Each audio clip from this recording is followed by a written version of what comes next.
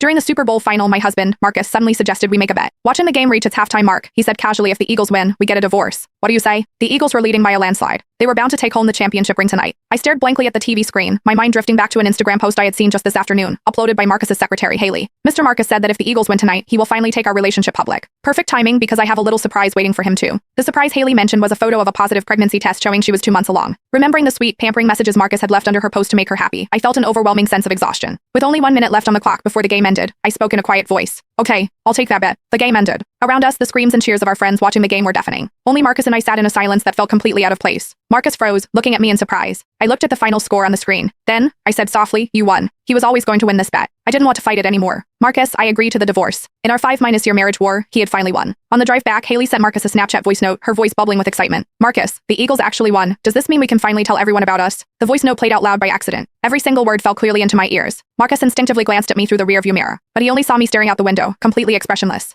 He cleared his throat. It was just a random bet before the game started. I was just trying to make her happy. But Marcus paused, his tone turning somewhat indifferent. Since I've been with her for so long, I guess it really is time to marry her. I gave a quiet have your lawyer draft the papers. Seemingly not expecting me to agree so easily, Marcus was slightly taken aback. Then he said, there's no need to rush it like this. I met his gaze calmly. We wouldn't want to delay your big announcement. It's better to sign the papers as soon as possible. After all, she's been waiting quite eagerly. I wasn't lying. Haley had been with him for 3 years, but she had never gotten the chance to show him off publicly. As long as Marcus and I were married, he couldn't bear to let Haley be labeled a homewrecker. Marcus stared at my face, trying to read my expression, but I was too exhausted. I just closed my eyes. I didn't want to say another word. As we neared the house, Marcus suddenly said, the power went out at Haley's place. She's terrified of the dark. I need to go over and keep her company. Okay, just draw me off at the next intersection, I said, not even looking at him. I was already too used to this. Marcus hesitated. Only after I stepped out of the car did he say, I might not come back tonight. I nodded, my face completely calm. Okay? After Marcus's car drove away, I stood on the sidewalk for a while. My phone buzzed. It was a Snapchat message from my best friend, Amber. Did you and Marcus leave early? I can't find you guys at the party. Marcus had hesitated for a long time about coming to this game tonight. Maybe out of guilt or maybe remorse, he had still ended up coming with me. I replied to Amber. Yeah.